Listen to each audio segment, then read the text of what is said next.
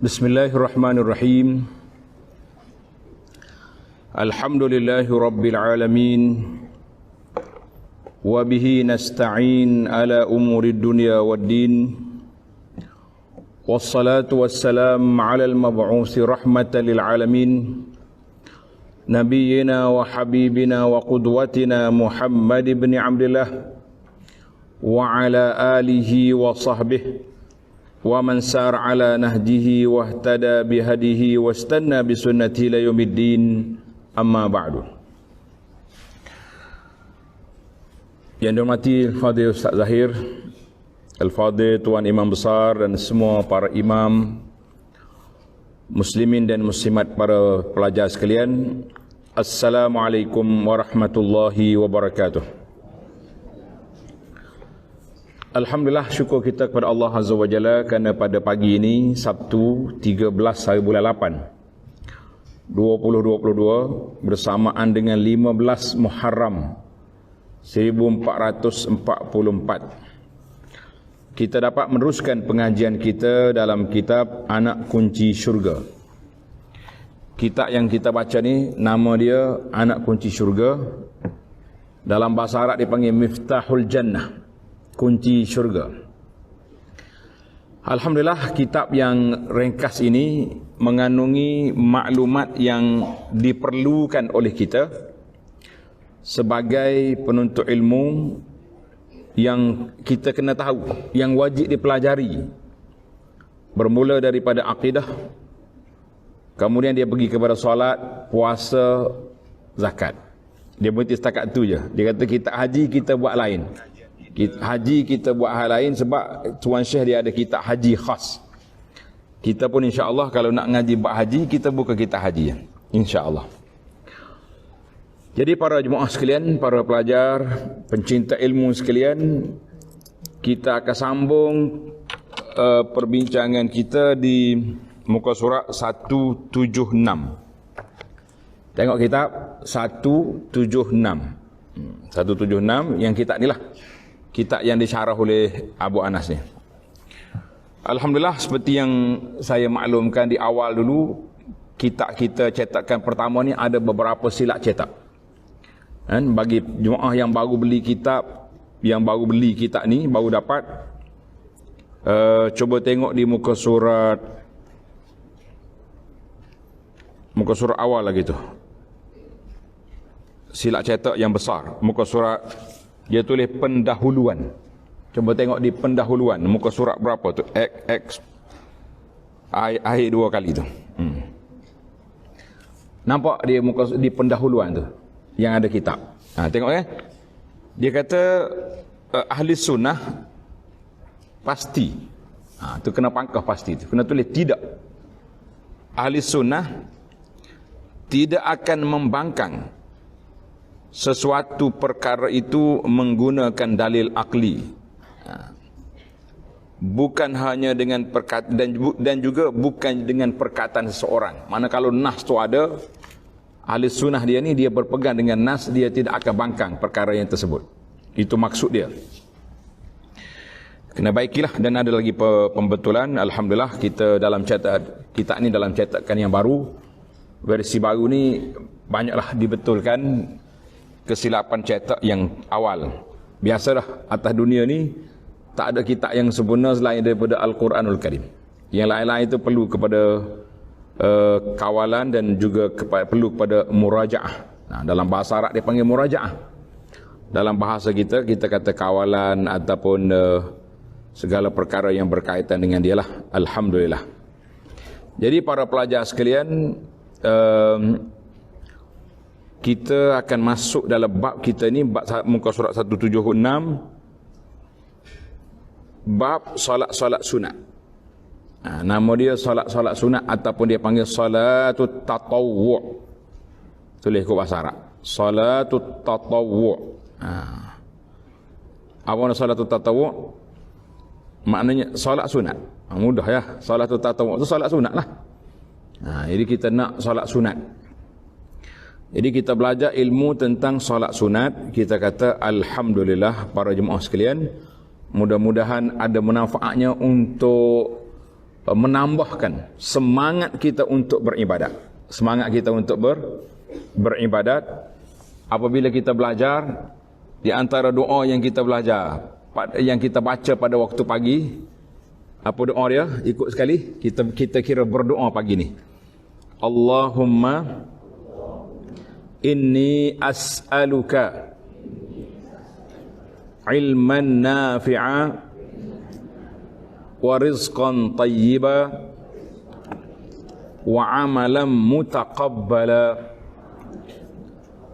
Allahumma inni as'aluka ilman nafi'a wa rizqan tayyiba wa amalan mutaqabbala. Ingat dah. Siapa dia ingat lepas kuliah ni boleh ambil hadiah.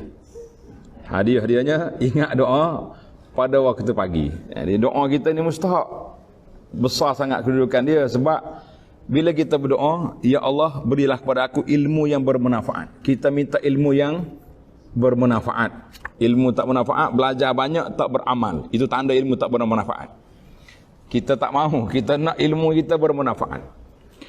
Yang kedua, kita minta Allah Ta'ala anugerahkan kepada kita rizqan tayyibah, rezeki yang baik. Rezeki yang baik itu sudah pastinya halal, dan dia punya kapasiti ataupun banyak mana kita serah kepada Allah Azza wa Jalla.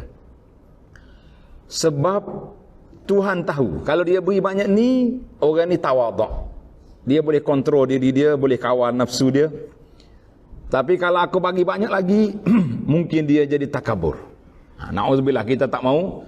Kita ada harta, kita jadi manusia takabur, akhir sekali kita menjadi teman korun. Na'udzubillah, dalam neraka. Kita minta. Kemudian yang kita minta yang ketiga,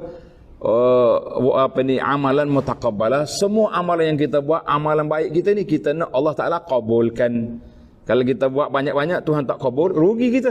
Kita buat amalan dah banyak, tapi Tuhan tak kabul, maka kita itu satu kerugian yang cukup besar. Jadi untuk menambahkan kepahaman kita lagi, ada risalah yang dibagi tu, tajuk dia solat sunat. Solat sunat, dalam risalah itu ada huraian secara ringkas, insya-Allah. Baik para pelajar sekalian, muslimin dan juga muslimat, pencinta ilmu sekian, kita tengok muka surat 176. Tajuk dia sembahyang sunat. Sembahyang sunat ini dalam bahasa Arab dia panggil salatut tatawwu'. Boleh tulis. Salat at-tatawwu'. Maknanya solat yang dibuat secara sukarela. Itu makna tatawwu'. Tatawwu' itu makna apa? Makna sukarela. Sebab apa sukarela? Sebab kita nak buat. Kalau tak buat tak berdosa. Tidak ada paksaan. Maknanya itu yang dikatakan perkara yang sunat dalam bab fiqh. Dia berbeza dengan yang fardu, yang wajib. Yang wajib, siapa dia tak buat berdosa. Buat dapat pahala. Ini istilah yang digunakan. Perkara yang wajib, buat dapat pahala. Kalau tak buat, berdosa. Dosa yang wajib. Yang sunat, buat dapat pahala, tak buat, jawab kuat sikit, nak bagi hadiah ni. Alhamdulillah. Ni setengah, kalau dalam kitab fiqh betul lah. Buat dapat pahala, tak buat tak berdosa. Ataupun setengah bahasa, tak buat tak ada apa-apa. Kita kata macam mana? Betul lah tak ada apa-apa dari sudut dosanya. Tapi kita sebagai hamba Allah, solat sunat inilah, amalan sunat inilah yang membezakan di antara kita sesama kita. Tulis dia punya kata-kata, amalan sunat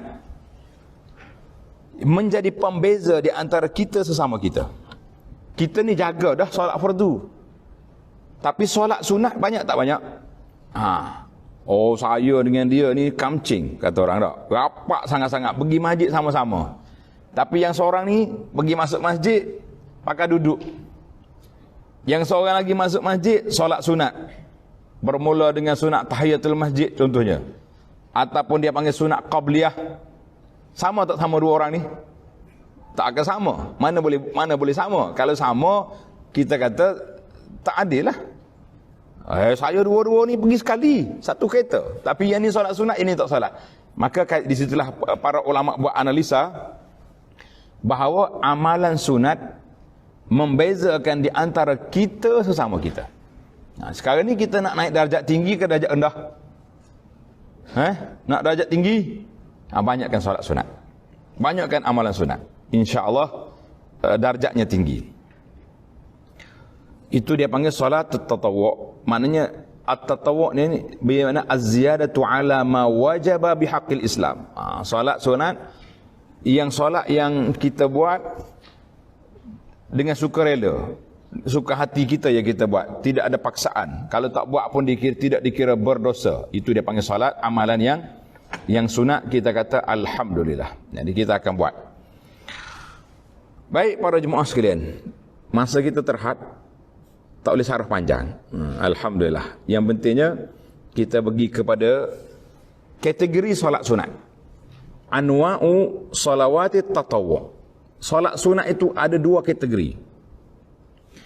Kategori yang pertama, solat sunat dilakukan secara berjamaah. Solat sunat yang dibuat secara berjamaah. Solat sunat secara berjamaah. Yang kedua, solat sunat tidak berjamaah. Jadi kita kena ambil lah. Apa dia solat sunat yang disunatkan berjamaah? Yang pertama, tengok dalam kitab kita ni, dia panggil solat 2 hari raya. Solat 2 hari raya ni kita berjamaah, bahkan dituntut berjamaah. Bahkan semua orang Islam diminta supaya menghadiri salatul Aid. Salatul Aid. Cuma tempat kita sekarang ni tak jadi satu fenomena. Yang pergi solat hari rayanya siapa dia? Orang-orang yang boleh solat je. Sedangkan Nabi SAW menganjurkan solat hari raya ni di mana? Di tanah lapang. Sebab apa? Sebab Nabi kata bawa semua. Hatta al-huyyat. Wanita haid pun bawa juga. Supaya dia dapat menghadiri majlis ilmu, dia dapat menghadiri perhimpunan orang ramai, maka kita mengatakan itu satu nikmat. Yang kedua, solat 2 gerhana. Tambahlah nombor 2 tu, gerhana bulan dan matahari. Ini dalam bahasa kita mengaji kitab ni dia panggil dhabit. Dhabit tak makna apa? Dhabit makna kita kena tanda apa yang kita baca. 2, yang 4. Yang ketiga, solat istisqa, solat minta hujan. Yang ini juga sunat.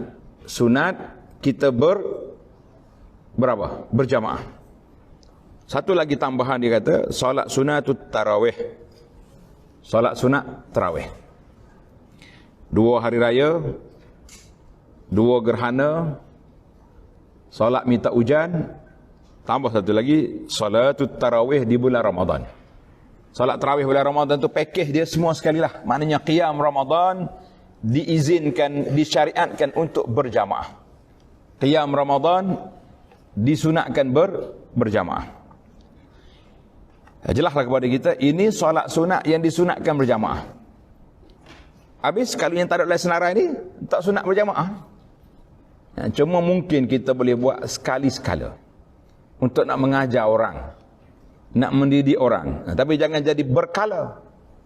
Yang ada setengah kita ni jadi berkala. Solat sunat ni berkala. Mana acara tetap dia, mingguan. Setiap hari Jumaat, setiap malam Jumaat. Kita kata tak boleh, dia tak ada senarai. Itu dia panggil solat sunat yang berjamaah. Maka satu lagi, pembahagian yang kedua, solat sunat juga, dia panggil solatut tatawwu'. Tatawwu' al-mutlaq. Solat sunat mutlak. Solat sunat mutlak ni kita kira solat sunat. Kerja kita nak solat sunat di luar waktu larangan. Boleh kita solat sunat. Berapa rakaat? Tak ada. Sehingga Nabi sebut dalam hadis, salatul laili mathna mathna. Solat malam itu 2 rakaat, 2 rakaat. Berapa rakaat? Setari tak subuh, solat je. Bila dekat nak subuh, witir. Tamatkan solat. Kalau kita baca dalam cerita orang-orang dulu, sampai 1000 rakaat satu malam, kita pun tak tahu macam mana dia solat 1000 rakaat. Sebab satu malam ni, solat malam ni dia bermula daripada solat Isya, lepas Isya sampai subuh. Lepas Isyak dengan subuh lebih kurang 8 jam. 8 jam kali dengan 60 minit jadi berapa minit ada satu malam? Mana ahli matematik berapa? 440 minit. Jadi kalau kita solat 1000 minit jadi satu rakaat. Setengah minit. Jadi kita fikir sini lah. Logik kata logik, dia kata itu masalah karamat, itu cerita lain. Itu di luar daripada bidang kita. Yang kita naknya, kita bercakap dari sudut logik, munasabah, biar orang dengar tu dia boleh fikir. Baik. Sekarang ni kita jangan duk kira tentang bilangan rakaat. Yang kita kiranya berapa rakaat kita mampu buat. InsyaAllah. Saya tak nak ajak tuan-tuan dan puan-puan buat satu benda yang mustahil kita mampu buat. Jadi kita ajak benda yang insya-Allah projek kita ni, projek nak beribadat apa yang kita mampu buat. Jadi kita akan bincangkan sebaik mungkinnya pada hari ini insya-Allah. Itu dia panggil sunat mutlak. Maka bebas. Dan ada solat sunat yang muqayyad. Boleh, yang muqayyad. Mana solat sunat yang terikat dengan waktu, terikat dengan bilangan rakaat, terikat dengan dia punya cara, maka itu ada satu dia panggil solat muqayyad.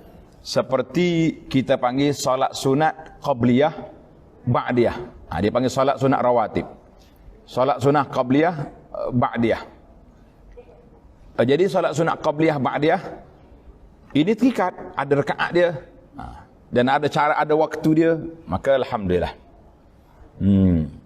Solat sunat tadi hari raya, solat sunat hari raya kita tak boleh buat kecuali hari raya je boleh. Berasa nak beraya hari ni boleh. Nah, kita pun istihar, mari kita jom hari Sabtu ni lepas kuliah kita anak kunci syurga, kita nak solat raya di Masjid Negara boleh. Jawab dia, jabat agama, mari awak ambil awak. Siapa nak jadi imam? Saya tak nak. Itu dipanggil tak boleh. Maknanya dipanggil solat ini muqayyad. Muqayyad ni terikat dengan waktu, terikat dengan masa. Tak apalah oleh kerana kita agak kelang kabut sekarang, kita solat hari raya lepas Zuhur. Boleh? Kita sembelih dulu raya haji, kita sembelih dulu contohnya. Itu tak boleh nak tukar-tukar. Itu dia panggil salat muqayyad. Salat muqayyad. Maknanya ada mutlak, ada muqayyad. Ada yang berjamaah, ada yang tidak berjamaah. Baik, sekarang ini kita berpindah kepada apa yang disebut oleh Syekh Abdul Qadir Al-Mandili rahimahullah dalam kitab dia. Kita tak payah lari jauh, kita ikut apa yang dia ada di sini. Kategori yang kedua, pembahagian daripada yang secara berjamaah tak berjamaah. Solat yang tidak dilakukan secara berjamaah, maknanya kita solat individu, seorang-seorang. Itu dia panggil solat seorang-seorang. Tuan Syekh kita rahimahullahu taala dia mulakan dengan solat ar-ratibah. Dia panggil solat sunat rawatib. Apa dia makna rawatib? Tanda. Hari ni semua tulis baik-baik. Sebab hadiah banyak ni. Kita memang takut tak habis hadiah ni. Solat sunat rawatib, tulis definisi dia. Tengok di buku cetakan baru ni dia ada catatan kan, ada kosong tu. Itu memang untuk menulis. Dia kata ar-rawatib, solat sunat rawatib ini iaitulah solat-solat sunat kana Rasulullah salat yusalliha. Nabi kita lakukan dia dan dia jaga solat sunat ni. Nabi tak tinggal. Au yuraghib. Ataupun Nabi kita galakkan dengan pahala-pahala yang begitu besar. Pahala-pahala pulangan yang begitu besar. Sehingga Al-Faqih Abu Anah menamakan solat ini dengan projek mega mampu milik. Hari ni kita nak projek mega ke tak mau? Nak? InsyaAllah. Kalau setakat angguk saja tak jadi. Kena test tengok cukup rakaat, cukup bilangan ke tidak. Yuraghib, mana Nabi kita salat menggalakkannya bersama dengan salat fardu. Qabliyah tu makna sebelum. Ba'diyah makna selepas. Kita kena ingatlah dia panggil qabliyah, ba'diyah, sebelum dan selepas. Jadi kita pun akan terikat dengan amalan yang kita yang kita buat ni insya-Allah jangan malah lah insya-Allah. Sekarang ni kalau orang tanya kita, apa gak makna solat rawatib? Siapa dia boleh jawab? Sila. Lagi? Tu hang hafal lama dah tu hang hari ni. Hak dalam kuliah kita ni tadi kita sebut, boleh tambah tak? Siapa boleh tambah?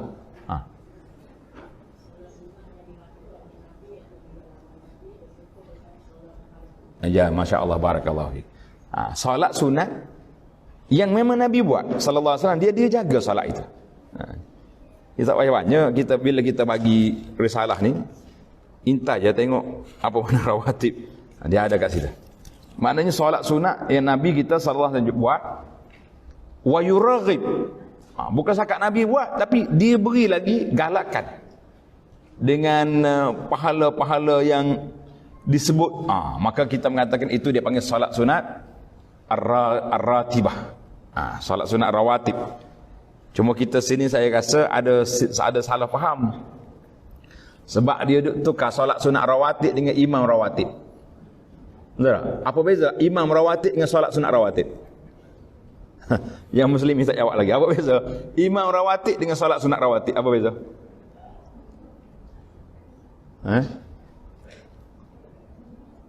Dia kata solat rawatib itu imam rawatib lah adalah itu imam rawatib, maknanya bahasa Melayu. Bahasa Melayu ni banyak dia guna rawatib. Imam rawatib ni maksudnya imam yang tetap.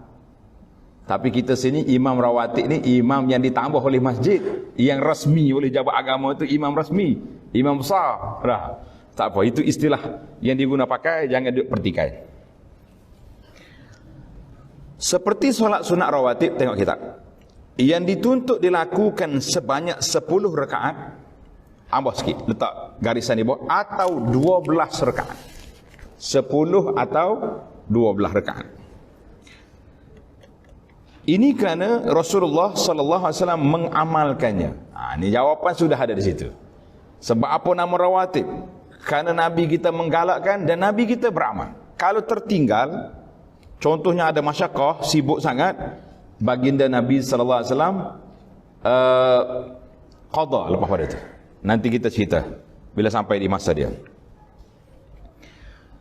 Contoh yang dibuat di sini untuk 10 rakaat jadual 10 rakaat. Jadual 10 rakaat, 2 rakaat dilakukan sebelum solat subuh. 2 rakaat dilakukan sebelum solat subuh. Semalam tak silap saya, ada seorang pelajar, dia telefon, dia kata, "Ustaz, dia dengar ada orang kata." Saya tak tahu siapa dia kata, dia tak bagi tahu, kita pun tak nak tanya. Dia kata solat sunat fajar ni dibuat sebelum subuh. Sebelum azan subuh. Kata salah tu. Tulis, waktu solat sunat fajar sebelum solat subuh, selepas masuk waktu. Selepas masuk waktu. Sebab itu di tempat kita ni subuh lama sikit kan. Ada 15 minit, ditunggu 15 minit. Kalau di Mekah setengah jam. Sebab dia nak bagi peluang orang solat sunat tu. Sayang kepada solat sunat. Baik. Yang kedua, 2 rakaat dilakukan sebelum zuhur, letak seteruk atau 4, boleh. 2 ada 4. 2 ni mengikut riwayat Ibnu Umar. 4 rakaat mengikut riwayat Sayyidah Ummu Habibah. Ummu Habibah ni isteri Nabi, anak kepada Abu Sufyan. 2 rakaat dilakukan selepas solat zuhur. Berapa dah tu? 8. 2 rakaat dilakukan selepas solat maghrib dan 2 rakaat dilakukan selepas solat isyak. Berarti setakat tu ya, selepas solat isyak. Dan solat witir selepasnya itu patut duduk di bawah, duduk di kawasan. Sebab solat witir itu lain. Solat witir itu letak seteruk situ, dan solat witir selepasnya itu cerita lain. Yang kita nak sekarang ni solat sunat qabliyah ba'diyah. 10 rakaat paling minimanya, yang cantiknya 12. Yang cantiknya 12. Ini berdasarkan hadis Ibnu Umar radhiyallahu anhuma. Tengok hadis Ibnu Umar di muka surat 178 tu. Berdasarkan hadis daripada Ibnu Umar radhiyallahu anhuma, qala, Ibnu Umar kata apa? Hafiztu minan nabiyyi sallallahu alaihi wasallam 10 raka'atin. Hafiztu, aku menjaga, aku ingat, aku hafal daripada Nabi sallallahu alaihi wasallam 10 rakaat. Daripada Nabi berapa rakaat? 10 rakaat. Maka dia buat pecahan. Raka'ataini qabla zuhri, 2 sebelum zuhur. Wa raka'ataini ba'daha, 2 selepasnya. Wa raka'ataini ba'dal maghrib fi baitihi, 2 rakaat lepas maghrib di rumah dia. Tanda di rumah dia tu hak Nabi buat. Adakah kita syarat lepas solat maghrib balik rumah dulu sekejap? Solat sunat lepas tu mari pula dengan kuliah ke macam mana? Kita kena ingat rumah Nabi di mana? Tepi masjid tu. Kalau dia masuk keluar, tak ada masalah. Kalau rumah kita, jawab dia balik kena beritahu perdana pakai senyap situ. Tak ada kuliah dah. Wa raka'ataini ba'dal isya' fi baitihi, 2 rakaat selepas isya' di rumahnya juga. Mana baginda Nabi sallallahu alaihi wasallam dia suka solat sunat itu di rumah dia. Sebab apa? Sebab kita tak nak jadikan, Nabi kata la taj'alu buyutakum qubura. Mu jangan jadikan rumah kamu itu seperti kubur. Maka di sini para ulama mengatakan afdalnya solat sunat itu kita buat di rumah. Kalau kita mampu, tapi kalau suasana yang tidak orang panggil tak kondusif lah, nak balik tu pakai tak mari dah, maka tidak ada halangan untuk kita solat di masjid. Wa raka'ataini qabla salati subhi. Ini jelas ni. Riwayat ni jelas. 2 rakaat sebelum solat subuh. Bukannya sebelum masuk waktu subuh. Di dalam jemaah kita ramai-ramai ni, adakah dengar orang kata macam tu? 2 rakaat subuh ni mana sebelum azan? Ada dengar? Tak dengar? Mujur tak dengar. Tapi yang tanya saya tu dari mana? Kita pun tak siasat dia. Dia masyarakat ni cerita selingan dia. Dia percaya sunnah. Kalau dia nak tanya kita, dia nak cakap kita, dia tanya, siapa ni? Saya lah. Saya lah. Siapa ni? Murid ustaz. Saya kata macam mana murid mana tahu nama. Kalau dia kita bila berinteraksi dalam suasana yang tidak berdepan, kena maklumkan siapa kita. Sebab tu dah di antara yang kita rasa letih juga, nasib baiklah Covid ni tak lama. Kalau kita mengajar mazhab Zoom ni. Pelajar-pelajar kita dia tak nak buka dia punya kamera. Jadi kita duk cakap seorang, duk tengok ke skrin ni, cakap seorang lah kita. Kita tengok atas kan, orang lain tengok kenapa ustaz duk tengok atas. Duk tengok ni, akhir sekali cakap seorang. Nasib baik tak lebih 2 tahun. Kalau tidak ramai pensyarah yang masuk hospital. Hospital jiwa nama dia dah. Dah cakap seorang. Jadi kita nak. Baik, jelas daripada kita di sini, raka'ataini qabla salatil fajri. 2 rakaat sebelum solat fajar. Artinya ba'dal azan, selepas azan. Itu hadis Ibnu Umar ini sahih, diriwayat oleh Imam Bukhari dan juga Muslim. Tapi ada riwayat lain, undur balik ke belakang. Tengok di nota 177 tu, hadis an Ummi Habibah. Tengok dalam nota syarah. Namun terdapat dalam riwayat lain menyatakan bahawa solat sunat rawatib yang muakkad terdapat 12 rakaat. 12 rakaat. Ditambah 2 rakaat sebelum zuhur, ini menjadikan 4 rakaat kesemuanya sebelum zuhur. Berdasarkan hadis yang diriwayat oleh Ummu Habibah, tulis nama dia. Nama dia Ramlah. Ramlah binti Abi Sufyan. Siapa dia kenal Abu Sufyan ni siapa? Siapa dia Abu Sufyan?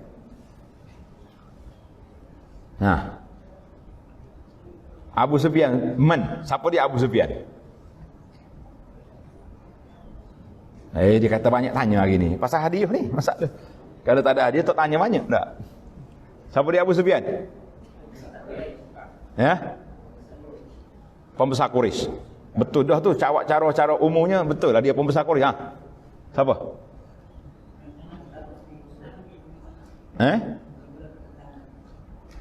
Menentang Nabi 20 tahun.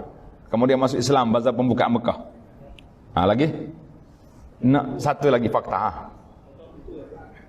Apa? Orang lain lah pula banyak nombor tak. Siapa lagi ni Alik ni? Ya?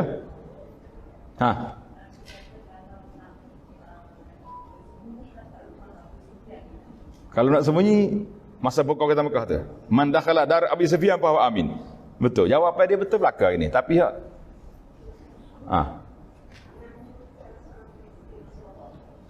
bapak mertua Nabi. Betul juga.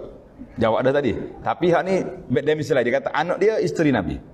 Ianya bapak dia mertua Nabi. Betul mana? Siapa yang layak terima hadiah? Itu dia cerita. Jadi dua-dua tu layak, alhamdulillah. Baik. Sebab apa saya tekankan cerita Ummu Habibah ni? Satu, nak suruh fokus supaya para muslimin dan muslimat fokuskan kepada hadis ni dan kenali tuan dia. Ummu Habibah ni masuk Islam sebelum ayah dia masuk Islam. Dia jadi isteri Nabi, ayah dia kafir. Maknanya orang yang sangat kuat perjuangan berpegang dengan ajaran Islam. Ummu Habibah kata, tengok dalam hadis, qala sami'tu Rasulullah sallallahu alaihi wasallam, aku dengar Rasulullah bersabda, ma min 'abdin muslimin yusalli lillahi kulla yawmin 12 rak'atan tatawwu'an ghaira faridah. Detail hadis ni. Tidak ada mana-mana seorang hamba Allah Ta'ala yang muslim, termasuk muslimah lah, yang melakukan solat lillah kerana Allah Ta'ala pada setiap hari 12 rakaat tatawu'an ghaira faridah, 12 rakaat sunat bukan fardu. Itu saya kata detail hadis ni. Apa yang dia dapat? Illa banallahu lahu baitan fil jannah. Nasya Allah Ta'ala akan bina sebuah mahligai dalam syurga. Dalam riwayat kata illa bunya lahu baitun. Ini bahasa Arab. Kalau kata bunya baitun fil jannah, maka dibina baginya sebuah rumah dalam syurga. Allahu Akbar. Jadi kita jelaslah kepada kita, siapa dia, Ummu Habibah kata, siapa dia jaga 12 rakaat ini, dia dapat sebuah mahligai dalam syurga. Jadi betul lah saya rasa. Coba tengok dalam risalah kita tu, Abu Anas letak satu nama dia, Projek Mega Mampu Milik. Tepat ke tak tepat? Mahligai baitun fil jannah, rumah dalam syurga. Bukan rumah kita. Kalau kita boleh rumah banglo atas dunia pun tak sebesar. Nabi kata apa dalam hadis, penyangkut baju dalam syurga pun tak sama dengan harga dunia yang ada sekarang. Ini satu rumah yang lengkap. Alhamdulillah. Kata di Ummu Habibah, fama barihtu usallihinna ba'du. Dia kata selepas daripada itu aku tak pernah tinggal lagi selepas daripada ini. Tulis tambahan terjemahannya. Ummu Habibah kata, lepas pada aku dengar hadis ni tak pernah aku tinggal. Kecuali waktu dia uzur, itu lainlah uzur syar'i. Itu kita kena ada kelab lah situ. Jangan pula salah faham, kata dia pakat solat lah tak. Menariknya riwayat ini daripada rawi yang kedua daripada Ummu Habibah, nama dia Ambasah, adik dia. Dia kata apa? Tak pernah aku tinggal semenjak aku dengar hadis ni daripada Ummu Habibah. Rawi yang keempat juga berkata, tak pernah aku tinggal hadis ini semenjak aku dengar daripada Ambasah. Rawi yang ketiga. Yang keempat pun sama juga. Boleh tak boleh hari ini kita cuba kata? Tak. InsyaAllah kata, kami tidak akan tinggal 12 rakaat ini semenjak kita belajar hadis ini di Masjid Negara. Boleh? Tak derah tu. Kena aku janji hari ni. MOU dia panggil. Aku janji ke apa istilah ahli motivasi ni. Kita sendirilah kata insya-Allah aku tak akan tinggal hadis ni semenjak aku belajar hadis ni daripada Ummu Habibah radhiyallahu anha. Sebab Ummu Habibah cerita sendiri. Dia kata tak pernah aku tinggal semenjak aku dengar daripada Nabi. Mak adik dia pula kata tak pernah aku tinggal semenjak daripada aku dengar daripada Ummu Habibah. Mari rawi yang ketiga, tak pernah aku tinggal. Pak riwayat semua mengatakan tak pernah aku tinggal semenjak aku dengar daripada hadis ni. Kita kata itulah para ulama zaman dulu, ulama salafus saleh, bagaimana mereka apabila menerima riwayat-riwayat tentang amalan yang dibuat oleh Nabi sallallahu alaihi wasallam, semuanya membuat aku janji tak mau tinggal. Alhamdulillah. Nak dengar lagi cerita kan habis kitab. Dia kata kita boleh sambung lagi bulan depan tak? InsyaAllah. Kalau tak dengar cerita payah. Kau nak dengar? Nabi SAW pernah ajar kepada Sayyidina Ali dengan Fatimah. Zikir belum tidur. Nabi kata apa? Baca subhanallah berapa kali? 3 kali. Alhamdulillah 3. Allahu Akbar 34. 3 lepas solat 34 kali. Ali kata apa? Tak pernah aku tinggal semenjak aku dapat ijazah daripada Nabi SAW bacaan ini. Orang attack Ali, provokasi dia. Dia panggil soalan provokasi. Dia kata, Ali, wala lailatas Siffin. Ali, malam kamu berperang di Siffin dengan Muawiyah tu, mu tengok baca ke tak? Ali kata, wala lailatas Siffin. Malam tu pun aku baca. Subhanallah. Itu menunjukkan sahabat pencinta sunnah. Ini yang dikatakan ahlus sunnah. Ahlus sunnah ni orang yang cinta kepada sunnah Nabi SAW. Bila dengar hak Nabi, semua pakai berhenti lalu. Ni asyik duk hantar. Berapa orang dah hantar ni hadis dia panggil hadis sayang ke isteri. Ada tengok tak? Dapat ke hadis ni? Nak dengar ke tak? Nak dengar tapi jangan tulis. Nanti takut dia ambil dah. Ini buat klik juga. Penat kita. Mana hadis dia ni pula dah. Alah. Dia kata mana-mana isteri, dengar ni. Rajin lagi ni. Mana-mana isteri yang beri makan kepada suami dia, buat makanan je, lebih baik daripada mengerjakan haji dan umrah. Mana senyum Pak Haji? Dia kata balik lepas ni jenuh, penuh diet dah lah, sekejap-kejap atas makanan. Dah haji umrah ni. Itu nampak tanda-tanda hadis palsu itu. Dia panggil apabila melampau sangat dia punya pahala. Mana ada haji sekadar nak pergi buat air ke suami, boleh haji umrah nak pula dah. Jadi nampak, jangan duk sebar benda-benda yang kita sebar ni. Kalau amalan yang sahih, yang waris daripada Nabi SAW, itu yang jadi pegangan kita, jadi amalan kita. Yang belik-belik tak payah. Pandai juga dia panggil scam ke scammer. Scam hak duk buat poster-poster main hadis. Ditulis hadis, riwayat Anas lah, riwayat orang tu, riwayat Bukhari. Tak tahu Bukhari pak cik mana, tak tahu. Orang cari dalam Sahih Bukhari tak ada. Allah, jadi rupanya riwayat pak cik dia Bukhari. Saya waktu pergi Mekah, orang kata kalau kita pergi niat umrah di Ja'ranah, boleh pahala banyak kali. Niat di Ja'ranah. Hak dengar, cakap hak dengar ya, tak saya cerita hak tak betul. Siapa dia pergi niat umrah di Ja'ranah, boleh pahala berapa kali ganda? Kau tak aja dengar? Tak aja dengar apa dia. 7 kali. Kalau niat di Tan'im, sekali. Bunyi dah. Hadis ni ustaz sahih ke tidak?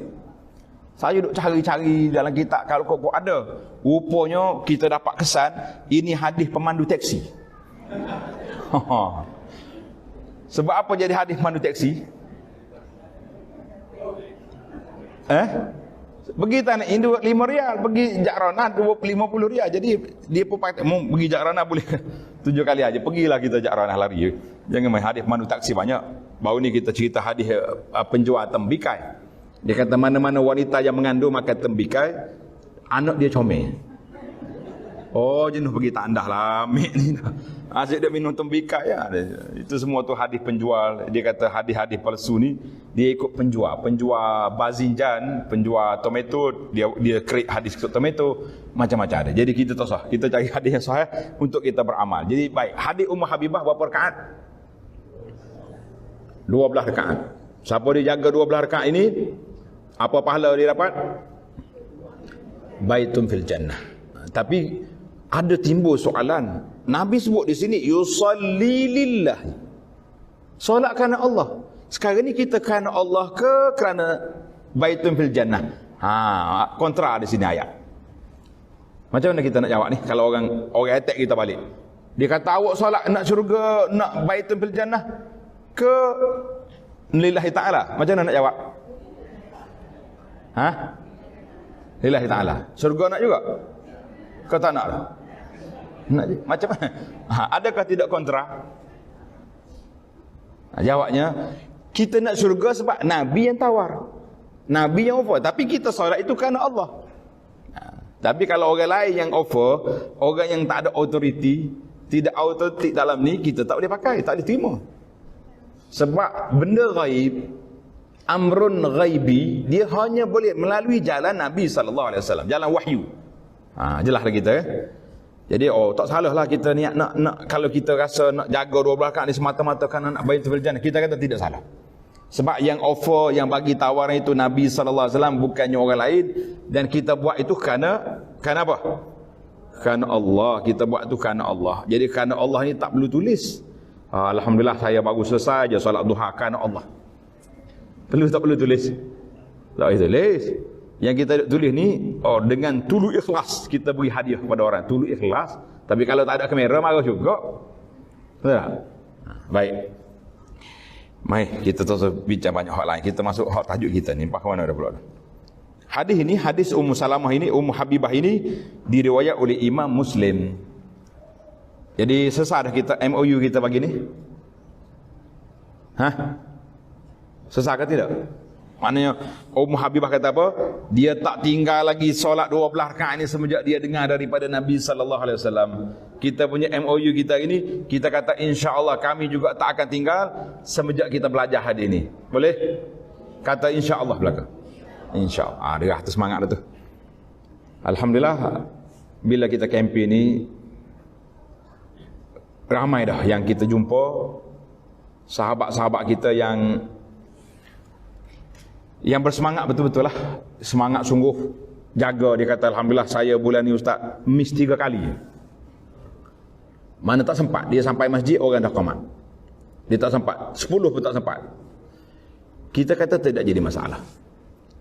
Para jemaah sekalian, ada satu bab dalam kitab fiqh pun ada, kita ada bab qada an-nawafil. Tulis kita. Bab kita boleh qada solat sunat yang rawatib. Boleh qada.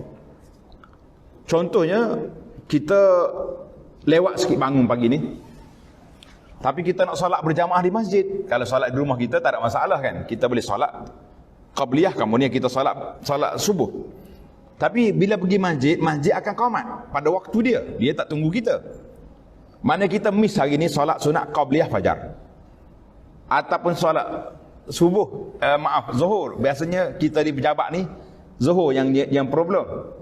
Kita nak habiskan kerja sampai masjid orang dah solat. Kita nak solat sunat tak boleh. Kita solat zuhur dulu. Selepas solat zuhur, maka kita kena solat 6 rakaat. Tadi kata 2 je, 6 pula. Naam, 6 rakaat. Mana kita solat ba'diyah 2, kemudian kita niat qada pula qabliyah 4 rakaat. Ada orang bisik, ustaz, kalau qada boleh juga ke baitan fil jannah? Saya kata insya-Allah boleh juga, tapi mungkin kecil sikit kot. Ini tak ada lagi tak hadis ni, kita buat sama kita ni. Kata boleh jadi kecil sikit sebab awak mari lambat. Jadi tapi insya-Allah ini dalam sudut ilmu motivasi, kita cuba iltizam, cuba ikat diri kita dengan amalan-amalan yang ditawar oleh Nabi ini supaya kita tidak terlepas. Seorang ulama hadis nama dia Al-Imamun Nawawi. Tuan-tuan kenal Nawawi? Tokoh ulama hadis, tokoh ulama fiqh dalam mazhab Syafi'i. Dalam mazhab Syafi'i kita bacalah kitab Syafi'i. Kalau tak sebut Nawawi itu pincanglah bagi kita. Hebat sangat orangnya rahimahullah. Dia mati umur 45 tahun, tak sempat kahwin. Bukan tak ada orang nak. Gila-gila orang nak dengan dia. Dia tak sempat nak kahwin. Sebab dia tidur atas lengan, bukan tidur atas bantal. Dia menulis-nulis, kalau dia mengantuk dia tidur gitu ya. Rahimahullah. Walaupun dia tak tinggal zuriat, tapi dia tinggal kitab. Sampai hari ni berapa ribu orang setiap hari duduk doakan. Qala Nawawi rahimahullah. Imam Nawawi kata, tulis kata-kata Nawawi. Lepas ni nak tanya. Qala Nawawi rahimahullah taala, amalan yang sunat yang berwaktu sekiranya terlepas, kamu mesti qada. Kamu mesti qada. Contohnya zikir waktu pagi. Zikir waktu pagi seeloknya bila ke zikir waktu pagi? Bila? Sebelum naik matahari. Lepas solat subuh, sebelum terbit fajar tu. Itu waktu yang paling afdal kita zikir pagi. Habis macam mana kontra dengan ustaz kat depan nak kuliah? Ustaz kuliah subuh, kita nak baca zikir, baca pelan-pelan sudah, jangan duduk berlagu pula. Kita sambil kita dengar, kita baca zikir kita. Alhamdulillah, saya dah bagi kepada para jemaah zikir waktu pagi ni dalam PDF. Dah dapat dah? Dapat? Yang tak dapat lagi boleh minta lepas ni, insya-Allah. Jadi kita zikir pagi itu terbaik. Baik, andai kata kita khusyuk, kita dengar kuliah, nak mencatat tak sempat zikir, habis kuliah tu dah naik syuruk, naik matahari, tak apa, kita zikir lagi. Kita terlupa, pergi hantar anak sekolah balik-balik, zikir pagi belum baca. Nawawi kata sampai ke zuhur boleh lagi kita baca. Sebab sama juga bila kita terlepas amalan yang berwaktu, lepas sunat qabliyah, kita qada ba'diyah dengan niat qada. Apa sebabnya Imam Nawawi, apa rahsia Nawawi kata macam ni? Dia kata syaitan ni yatala'ab. Syaitan cuba main-main masa dengan kita. Minta maaf dah, kalau saya contoh, macam pemain bola yang dah menang. Bila nak habiskan masa, tidak dia main-main dengan waktu. Dia sepak sana, sepak sini, out, keluar, dia main. Syaitan ni cuba main masa dengan kita. Lambat lagi zikir petang. Ni baru pukul 6. Nanti maghrib habis. Habis dah petang. Nawawi kata muqadha juga lepas maghrib. Sebab apa? Kita nak lawan dengan permainan syaitan. Syaitan kena 3 hari macam ni. Dia kata biar dia baca je lah. Kalau dia tak baca sekarang ni, dia baca juga lepas ni.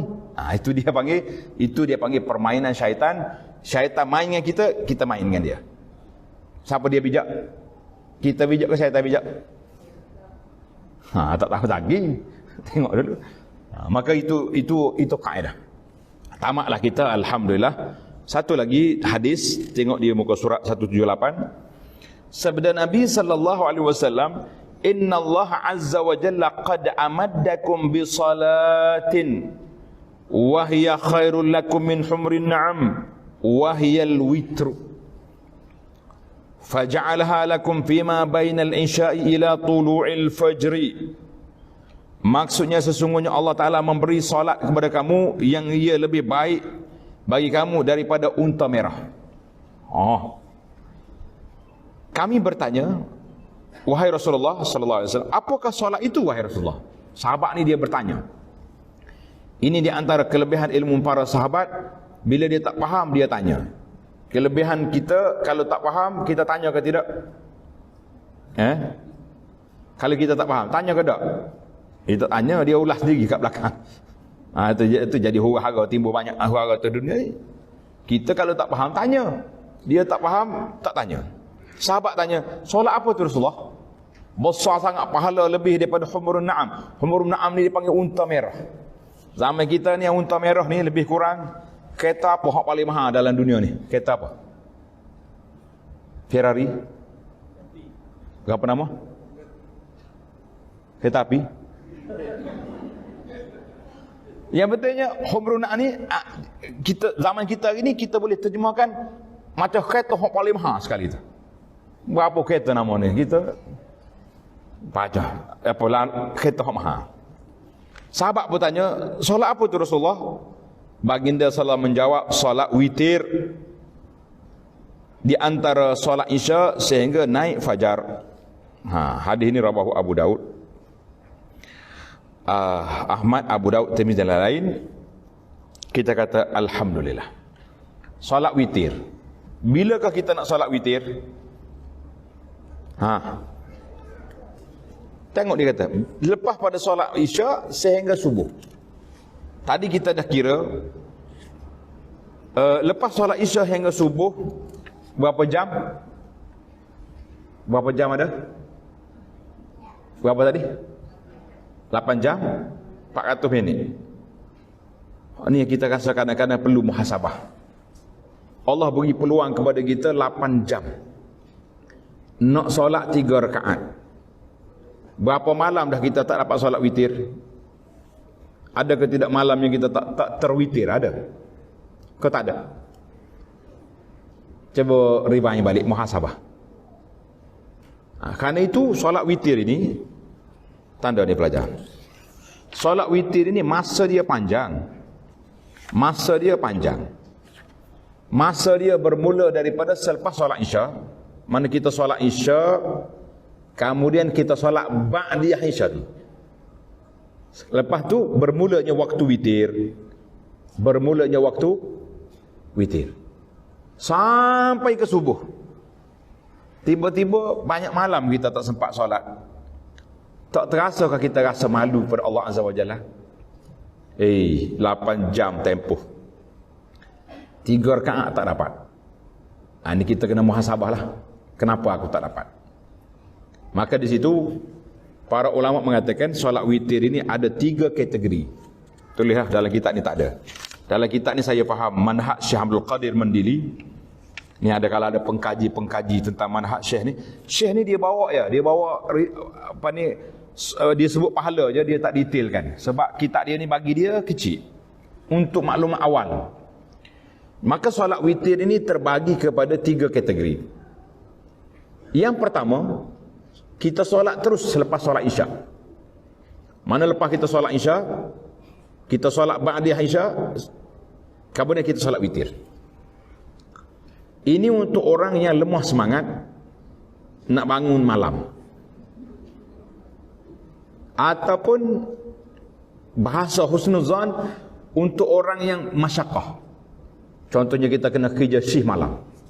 Kalau masuk pejabat tu sukalah nak apa ni, nak solat witir lah. Mungkin yang kerja hospital, ada emergency, ada macam-macam. Jadi kita solat lepas Isya, solat. Darjat yang kedua, kita solat sebelum tidur. Kita solat bila? Sebelum tidur. Maknanya sebelum tidur kita ambil wuduk siap-siap, kita pun solat witir. Ini amalan ini dipesan oleh Nabi sallallahu alaihi wasallam. Nabi pesan kepada siapa? Nabi pesan kepada siapa? Witir sebelum tidur. Dia jawab. Siapa? Alhamdulillah, Abu Hurairah. Dan ada lagi sahabat lain, tapi yang masyhur Abu Hurairah. Dia kata, Abu Hurairah kata, "Ausali khalili bisalasin." Kekasih aku pesan pada aku 3 perkara. Salat duha, rakaat duha, dan puasa 3 hari sebulan, witir sebelum tidur. Mari buat Syiah duk perli dia. Abu Hurairah ni kaki tidur ni tadi. Lah, dia tidur lewat. Dia sebab dia mengaji banyak, study kuat. Jadi dia tidur lewat, bimbang takut terlepas subuh, terlepas witir, jadi dia solat sebelum tidur. Kita pun kita tengok, kita ni kategori mana? Mana kalau kita bangun tidur terlewat dan dijangka mungkin terlepas solat witir, kita solat belum tidur. Ataupun kita baru balik daripada kerja, baru sampai daripada musafir, penat ni. Kalau tidur ni azan subuh baru bangun. Jadi kita solat sebelum tidur. Darjat yang paling afdal, ij'alu akhir salatikum bil laili witra. Nabi SAW bagi tahu, jadikan akhir solat malam kamu itu, witir. Itu yang paling baik sekali, yang paling afdal, bila kita jadikan solat witir itu solat yang terakhir. Jadi apa-apa yang kita nak baca, dalam hadis ini menyebut Nabi kita baca solat witir yang paling minima, yang terbaiknya 3 rakaat lah. 3 rakaat. Kita baca rakaat yang pertama, Sabbihisma rabbikal a'la, Rakaat yang kedua kita baca qul ya ayyuhal kafirun. Rakaat yang ketiga kita baca qul huwallahu ahad. Ataupun ada riwayat dalam Tirmizi menyebut qul huwallahu ahad dan muawwizataini, dan dua lagi, dua qul lagi, qul a'udzu birabbil falaq, qul a'udzu birabbin nas. Mana ada riwayat boleh baca tiga-tiga. Jadi kalau kita rasa sabbihisma rabbikal a'la tak ingat, tukar baca alif alam nasrah contohnya. Baca apa saja surah yang kita boleh baca, kita bacalah. Alhamdulillah, cara pelaksanaan solat witir terbagi pada dua. Satu, kita buat dua dulu, ataupun kita nak solat sebelah rakaat contohnya, dua, kemudian baru witir satu rakaat, boleh. Ataupun kita kembar terus tiga, boleh. Saya nak solat 3 rakaat witir, kita pun rasa penat, letih, ataupun masa dengan subuh tu rapat sangat. Kalau kita buat 2-1 mungkin tak sempat. Tapi kalau kita buat 2 terus, 3 terus mungkin sempat buat 3. Tapi tidak ada tasyahud awal. Nabi kita pesan, mu jangan samakan witir tu dengan maghrib. La tushabbihu bil maghrib. Mana jangan sama dengan maghrib. Kalau maghrib kita ada apa? Ada tasyahud awal kan. Jadi witir dia tak ada tasyahud awal. Jadi kita buat rakaat yang pertama sabbihis, rakaat yang kedua kuliah, rakaat yang ketiga qul huwallahu ahad, baru kita tasyahud akhir. Satu tasyahud je. Selepas salat witir, ataupun kita buat 2-1. Baik timbul yang dua tu, yang pertama tu nak niat apa? Niat apa? Ada satu video keluar baru ni, tidak barulah, dalam PKP kata silap saya. Bising satu Malaysia orang duk tanya, dia kata ustaz tu kata tak boleh lah kita niat witir lepas buat 2 rakaat. Jadi setelah kita semak dalam kitab fiqh, ulama fiqh kata semua solat witir itu niat witir. Walaupun yang 2 rakaat. Nabi kata salatul laili masna tu, yang 2 rakaat tu semuanya dia panggil solat witir. Maknanya package dia tu package witir. Jadi kita boleh niat witir. Jelas? Alhamdulillah. Kalau tak jelas ada soalan nanti di akhir. Maknanya kita boleh buat 2 rakaat 1, 2-1 ataupun 3 terus. Malam ni letih sangat-sangat. 1 rakaat. Boleh juga. Tapi jangan jadi amalan rutin lah 1 rakaat. 1 rakaat tu untuk kes emergency je. Satu kes emergency. Alhamdulillah. Para jemaah sekalian, tamatlah kita bab witir. Sekarang ni kita berpindah kepada solat sunat yang tidak muakkad. Yang muakkad jelas kan? Al-an nantaqil, sekarang ini kita berpindah kepada solat sunat yang tidak muakkad. Jangan salah faham lah. Bila kata tak muakkad ni tak payah buat lah. La, kena buat. Cuma darjat dia tidak setinggi darjat yang muakkad. Yang muakkad tadi sampai peringkat kalau terlepas Nabi kita qada. Jadi yang ni digalakkan buat. Apa dia? Yang pertama, ditambah 2 rakaat sebelum fardu zuhur. Mana fardu zuhur tak ada 10, kita tambah 2 lagi. Dia kata hak ni tak muakkad. Tapi dalam kajian kita kepada hadis Ummu Habibah, walaupun ada orang kata idrak kemudrak, tapi para ulama mengatakan tidak. Hadis Ummu Habibah itu yang menyebut 4 rakaat sebelum zuhur itu termasuk dalam muakkad. Jadi kita letaklah, kalau tidak tak jadi package 12 rakaat kita. Tak jadi package 12 rakaat kita. Jadi kita letak 4 rakaat sebelum zuhur termasuk dalam yang tadi. Ditambah lagi 2 rakaat selepas zuhur. Lepas zuhur pun jadi 4 juga. 2 muakkad, 2 tak muakkad. Sebab ada hadis lain. Ada hadis lain yang kita akan baca nanti, insya-Allah. Tu hadis dia jelas tu. Tengok hadis dia. Tengok hadis dia muka surat sebelah tu. 179. Sabda Nabi sallallahu alaihi wasallam, man hafaza ala 4 raka'atin qabla az-zuhri wa 4 ba'daha harramahu Allahu 'ala an-nar. Sesiapa yang memelihara, menjaga, yakni melakukan solat 4 rakaat sebelum zuhur. Belum zuhur 4 rakaat. Dan 4 rakaat selepasnya, nescaya Allah akan mengharamkan neraka ke atasnya. Hadis ni rawahu Tirmizi wa sahahu, dengan sanad yang sahih, dan orang lain pun, riwayat pengkaji lain pun kata sahih, alhamdulillah. Jelas kepada kita 4 rakaat sebelum zuhur dan 4 rakaat selepas zuhur. Lepas ni kena tambahlah sikit, jangan tak tambah. Kan? Jangan tak tambah, rugi kita. 4 rakaat sebelum zuhur, 4 rakaat lepas zuhur. Boleh buat ke tak boleh buat, kena boleh buat, insya-Allah. Baik. Tengok nombor 3 di kitab. 4 rakaat sebelum asar. 4 rakaat belum asar ni ambil di mana? Walaupun dia tak masuk dalam pakej 12 rakaat, tapi dia ada pakej sendiri.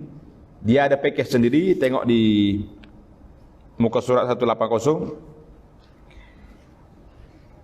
Ibnu Umar radhiyallahu anhuma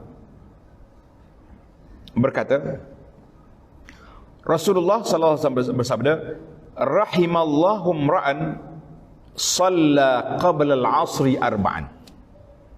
Rahimallahu imra'an shalla qabla al-'asri arba'an. Apa dia maksud dia? Maksud dia, mudah-mudahan Allah Ta'ala memberi rahmat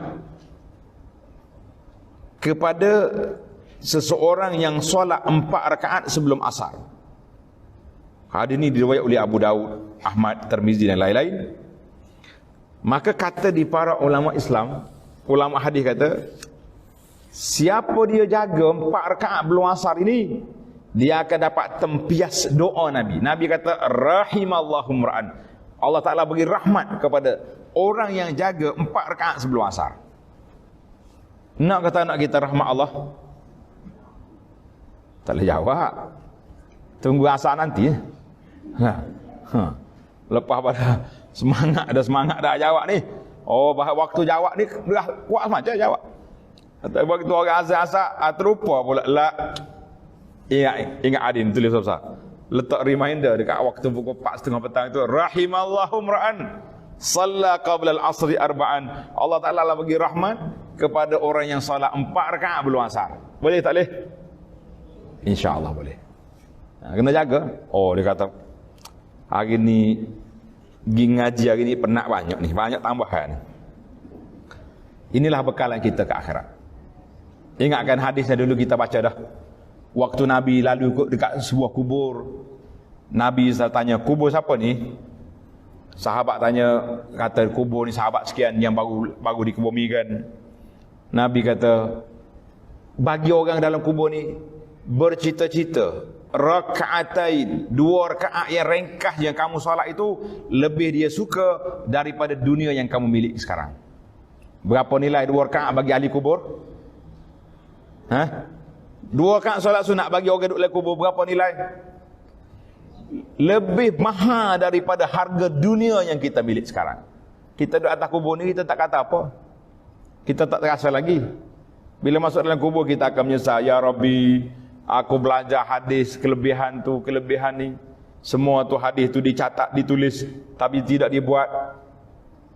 Menyesal kita masa tu. Sesalan yang tidak berguna, sesalan yang tidak berfaedah. Rahimallahu imra'an. Tulis besar-besar hadis ni. Kan? Ambil besar gambar dia letak kat dinding.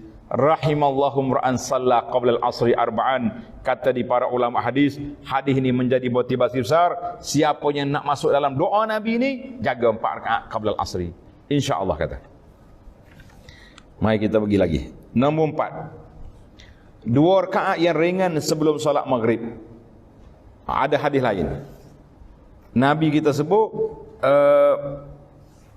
siapa dia nak solat maghrib, siapa dia nak solat baina kulli azani salah, di antara ni tengok hadis dia. Dan hadis direkod oleh Bukhari Muslim, baina kulli azanaini salatun. Antara setiap azan dengan iqamat ada solat sunat. Maknanya ada solat sunat yang spesifik dia, seperti solat fajar yang pahala dia begitu besar. Nabi sebut dalam pahala yang begitu besar solat sunat fajar. Dan ada solat sunat yang tidak disebut, contohnya solat sunat qabla al-maghrib. Nabi kata, liman sya' sallu qabla al-maghribi Nabi kata solatlah sebelum solat maghrib. Solatlah liman sya'. Nabi kata bagi orang yang nak. Maknanya dia tidak tekan sangat. Mesti buat. Tapi Nabi kata liman sya' bagi orang nak. Dia termasuk dalam solat yang umum. Nabi kata baina kulli azanaini salatun. Di antara azan dengan iqamah itu solat. Di antara azan dan iqamah ada berapa? Ada solat. Alhamdulillah, sesalah kita. Satu lagi. Yang kelima, 2 rakaat sebelum solat fardu isya. 2 rakaat sebelum solat fardu isya. Tamatlah kita solat sunat yang tidak muakkad, rawatib yang ghair muakkad. Solat sunat rawatib yang tidak muakkad ada sebelum subuh zuhur, tambah lepas zuhur, sebelum asar, sebelum maghrib, sebelum isya. Alhamdulillah. Timbul soalan yang kita terjawab soalan itu sekarang insya-Allah. Apa dia soalan? Hari Jumaat macam mana? Ni banyak yang ditanya dah. Bagi kita orang muslimin, muslimat dia tak ada masalah, dia tak ada solat Jumaat. Ke masjid negara solat Jumaat muslimat. Ada sini. Saya jarang. Kita solat kapur kita tu solat sini. Tanya muslimat ni, ketua muslimat dia, solat Jumaat tak di masjid negara? Orang muslimat tak solat, penuh dengan orang luar, orang lelaki-lelaki. Baik, jadi muslimat tak ada masalah. Siapa muslimat nak solat Jumaat, mari ke masjid. Di pondok saya ada muslimat. Sebab tu kalau tengok khutbah kita, muslimin dan muslimat, ada orang tanya cuek, ustaz ni muslimin muslimat macam, kata ada sungguh belah tu ramai. Kita ruang muslimat tu kita tak buka, kita beri dia solat Jumaat sebagaimana mereka solat Jumaat di Mekah, di Madinah kan orang muslimat solat, kita solat juga insya-Allah. Baik. Hari Jumaat macam mana mau jawab? Timbul soalan hari Jumaat. Tengok dalam kitab kita ni kata dalam bahasa Arab mudah je. Al-Jum'atu kaz-zuhri. Ulama fiqh ni dia buat analisa sepatah. Al-Jum'atu kaz-zuhri. Hari Jumaat macam zuhur. Di sinilah di Malaysia ni. Solat sunat sebelum fardu Jumaat sama seperti solat sunat sebelum fardu zuhur. Timbul lagi soalan, zaman Nabi macam mana? Ini menarik ni. Kita nak buka secara. Zaman Nabi SAW tidak ada solat sunat qabliyah Jumaat. Sebab apa? Sebab dia azan satu kali. Azan dia sekali je.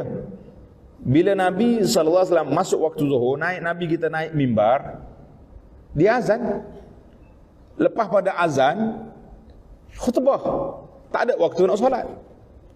Kecuali orang baru masuk masjid. Macam kisah seorang sahabat nama dia Sulaik. Sulaik, Sim, Lam, Ya, Kaf. Sulaik dengan Kaf. Al-Ghatafani radhiyallahu anhu. Dia masuk masjid, dia duduk depan Nabi. Nabi kata, "Qum, bangun Sulaik. Salat dulu 2 rakaat ringkas, baru duduk." Itu Nabi nak ajar adab masuk masjid mesti solat. Maknanya kalau kita pergi hari Jumaat, orang duduk khutbah, kita kena solat juga. Tapi jangan solat depan mimbar atau imam tu. Awak mari lambat solat kat tepi-tepi lah dulu, baru masuk tengah. Kecuali kita detail lah, dia buka pintu dah ni. Kecuali kita masuk azan, kan Malaysia ni azan 2 kali.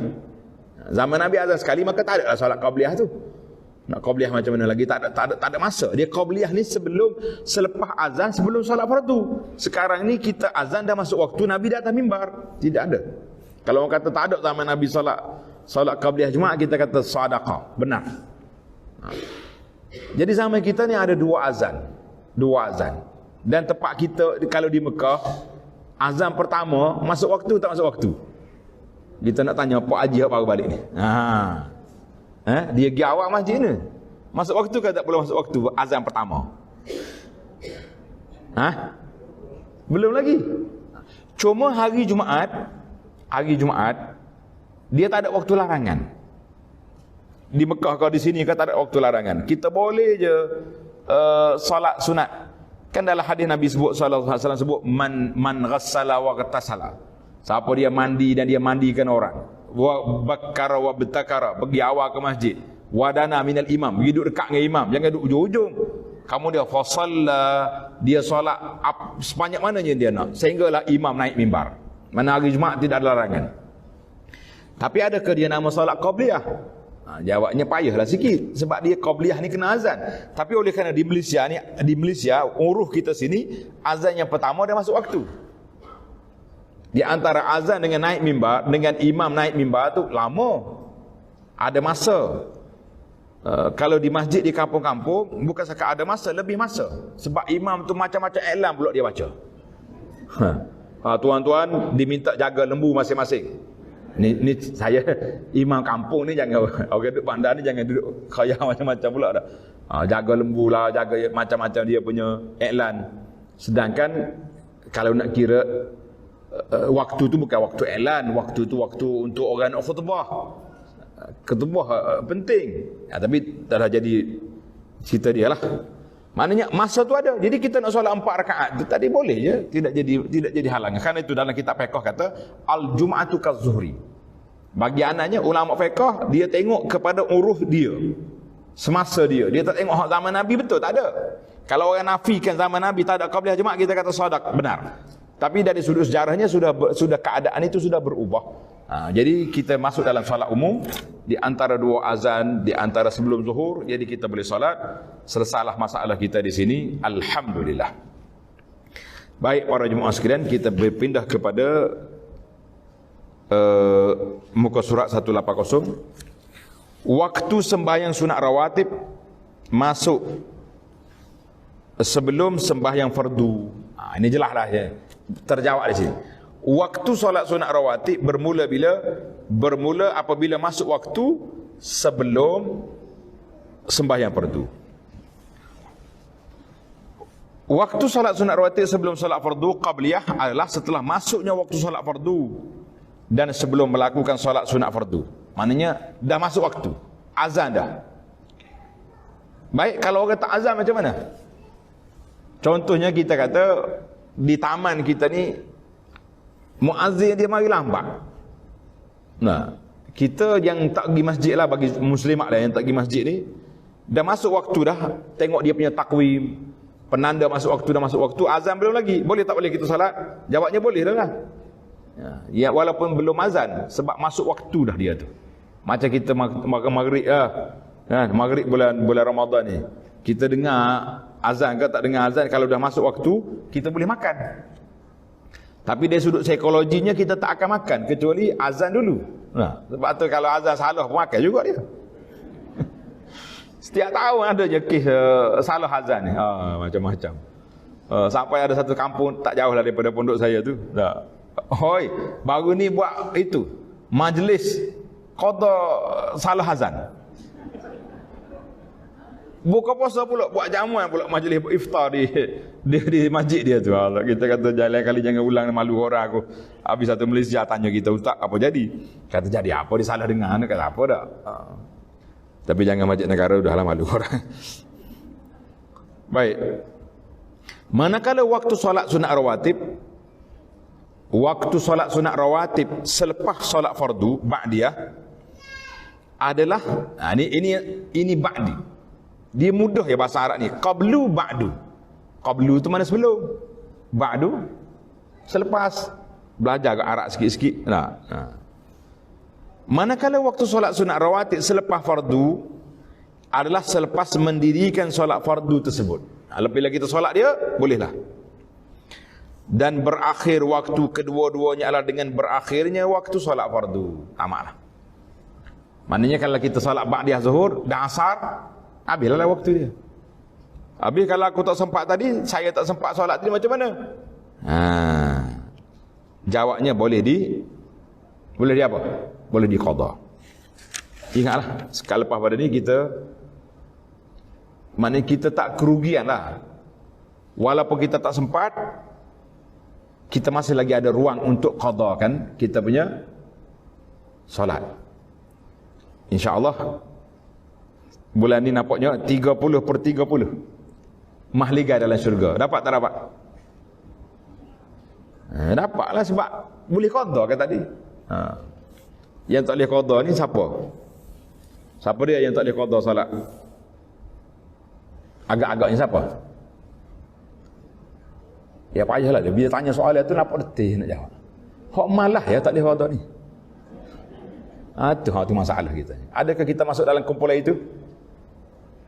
Tidak, tak. InsyaAllah tak ada. Baik.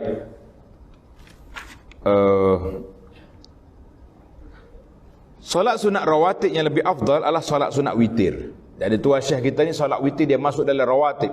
Sebab dia termasuk dalam sunat muakkad yang kuat. Nabi kita salat tak tinggal solat witir ni walaupun dalam musafir. Berdasarkan hadis daripada Ibnu Umar yang sudah disebut tadi, dia kata apa? Solat witir dilakukan paling kurang adalah sebanyak 1 rakaat. Dia ulang balik sini. Solat witir paling kurang 1 rakaat dan paling banyak adalah 11 rakaat. Berdasarkan hadis yang direkod oleh Abu Daud dengan sanad yang sahih, man ahabba an yutira bi khamsin falyaf'al.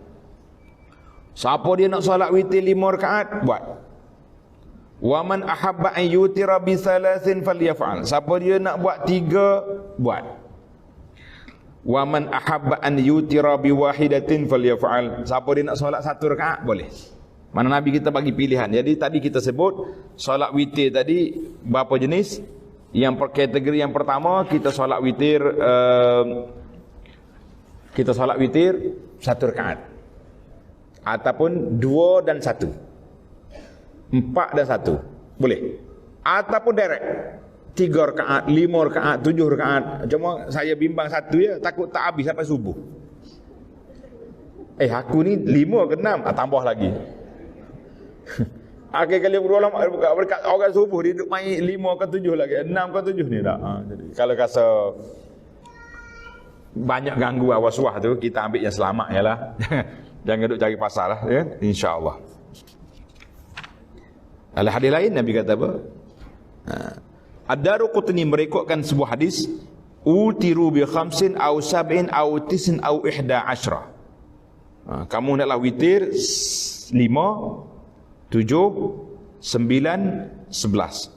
Kita kena ingatlah dia punya nama dia solat witir tu, angka dia mesti ganjil. Angka dia mesti ganjil. Kalau kita buat 2, 2, 2, yang ke sebelah tu mesti witir.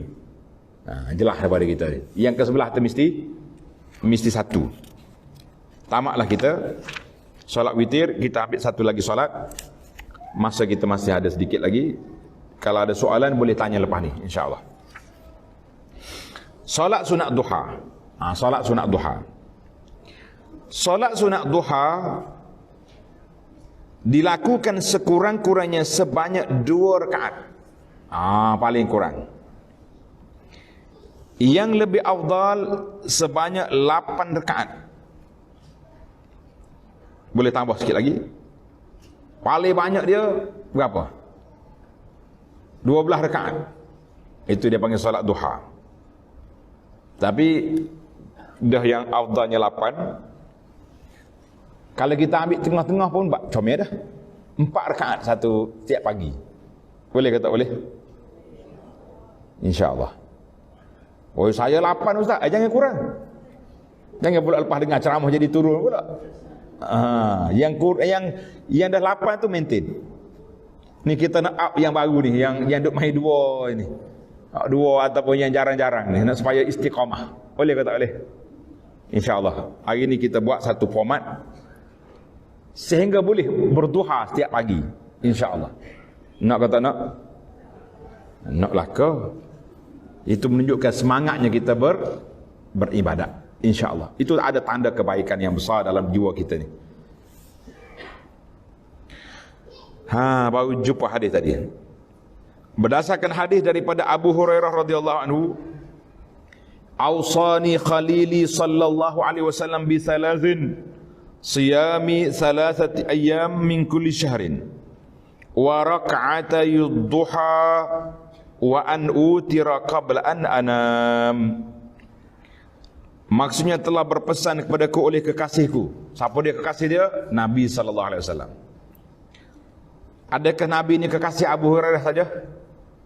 Kekasih kita? Kasih kita?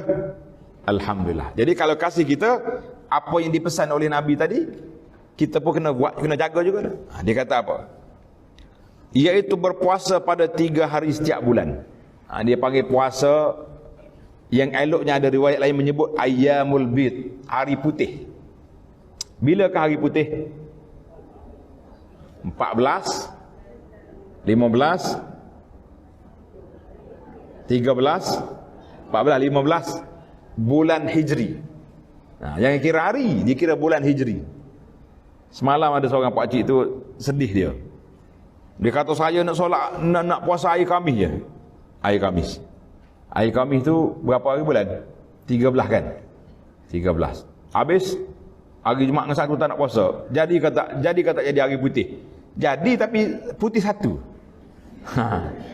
Kita nak putih 3. Tak apa, dia tak. Dan hadis ni tidak menunjukkan mesti kembar. Mungkin kita ambil hari Senin, minggu depan hari Senin, minggu depan hari Senin pula atau hari Khamis. Yang pentingnya ada awsali salah satu ayam, 3 hari dalam sebulan. Yang terbaiknya tadilah hari putih lah yang terbaik. Tapi kalau kita rasa hari itu kita ada masyarakat, ada masalah tersendiri, jadi kita puasa mana-mana hari cuti. Tapi jangan hari Jumaat Sabtu tak boleh. Mana ada larangan kita ifrat puasa pada hari Jumaat sahaja. Tidak adalah. Baik, yang kedua 2 rakaat duha. Ini yang paling minimal ni. Wa an utira qabla anam, dan aku witir sebelum tidur. Jadi kita kata dah, inilah dianya Abu Hurairah ni ada masyarakat tersendiri, maka Nabi bagi taujih kepada dia, bagi bimbingan kepada dia supaya apa? Supaya witir sebelum tidur. Jadi kita pun yang bermasyarakat, yang ada masalah tersendiri, kita juga kena witir sebelum tidur. Yang tak bolehnya tak ada witir. Baik, timbul lagi satu soalan. Bagus soalan ni. Kau tak nak dengar soalan? Nak dengar?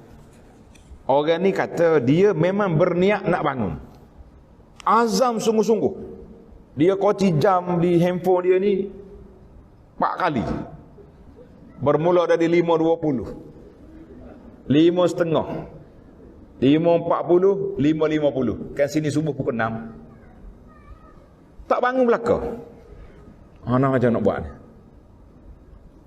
Maka ada dalam hadis yang mengatakan, siapa dia berazam untuk bangun solat malam, kamu dia terlepas. Terlepas sungguh lah, bukan buat-buat lepas. Maka orang itu dapat pahala juga.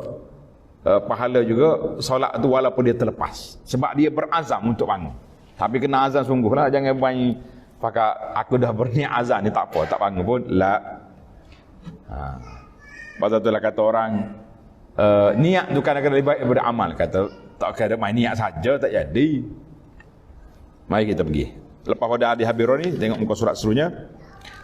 Hadis ini dikeluar oleh Abu Daud dengan sanad yang sahih, bahawa Nabi dan hadis dari Abu Daud, Nabi salat dirikan solat duha 8 rakaat dan memberi salam setiap 2 rakaat. Nabi salam setiap 2 rakaat. Tengok ni hadis ni, dia panggil hadis Ummu Hani. Maka kata para ulama, Nabi kita suruh buat salat sunat duha 2 rakaat, suruh. Dan Nabi kita buat, dan Ummu Hani tengok yang paling banyak dia salat 8 rakaat. Itu yang dilihat oleh para sahabat. Dan ada riwayat mengatakan 12 rakaat, tapi itu sebutan. Tidak dari sudut amali, tidak dari sudut praktikalnya, tidak. Maka kita seeloknya kita kekalah dengan dengan 8 rakaat, ataupun kita ambil sederhana 4 rakaat, ataupun kalau kita kelang kabut sangat tak sempat, kita ambil berapa? 2 rakaat. Tengok dalam risalah ni ada satu tambahan lagi, solat dia panggil solat. Tengok nombor 2, solat duha. Jumpa kertas. Yang belum dapat boleh ambil risalah bagi. Solat sunat selepas naik matahari. Solat sunat ba'dal isyraq, ba'da syuruk. Selepas syuruk, biasa di masjid-masjid kita ni ada takwim, dia panggil takwim, ada kalender waktu solat.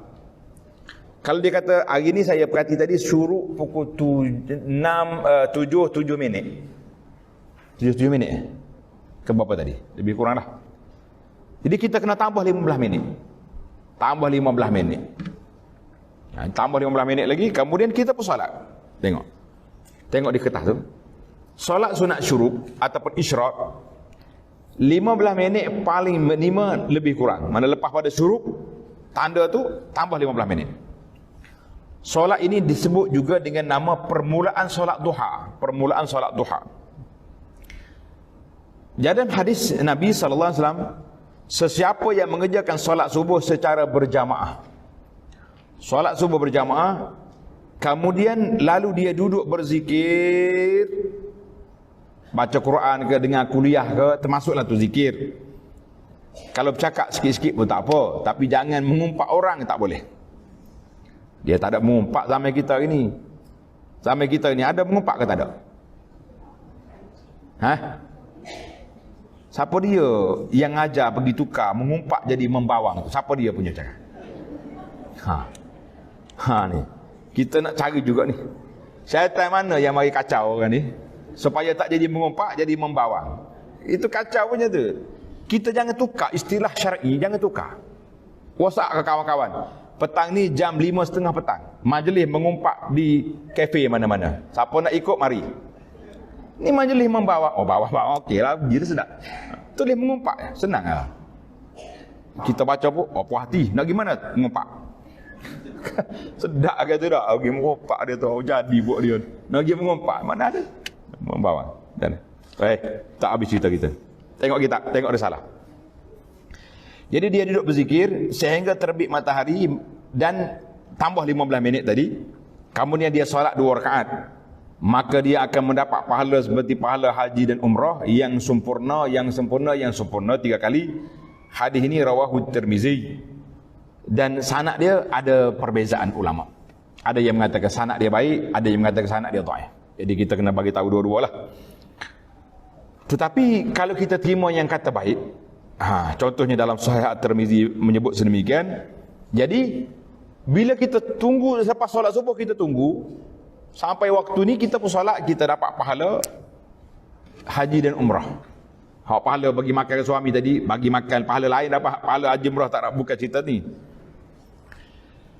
Maka solat apa yang kita nak solat tu? Itu soalan dia. Jawabnya itu ada ulama beza pandangan. Dalam fiqh kita ni, fiqh Syafi'i kata solat isyraq. Ada ulama lain, antaranya Ibnu Abbas radhiyallahu anhuma, dia kata itu permulaan solat duha. Jadi kalau kita, contohnya kita sekarang kita keluar daripada rumah 7.30. Kan? Mana kita ambil wuduk siap-siap, tunggu masuk waktu, kita solat 2 rakaat baru pergi kerja. Kalau sempat lah. Kalau tak sempat juga, macam nak buat, ambil wuduk siap, sampai masuk pejabat, lepas kita pancekak sekejap, masuk dalam pejabat, solat je 2 rakaat, terus duduk panjang-panjang. Bacaan dia pun bukannya panjang. Bacaan dia bismillah al-Fatihah, cukup lah tu. Kalau nak tambah lagi, baca kuliah, baca Qul huwallah, sudah memadai. Bolehlah dapat solat duha setiap hari insya-Allah.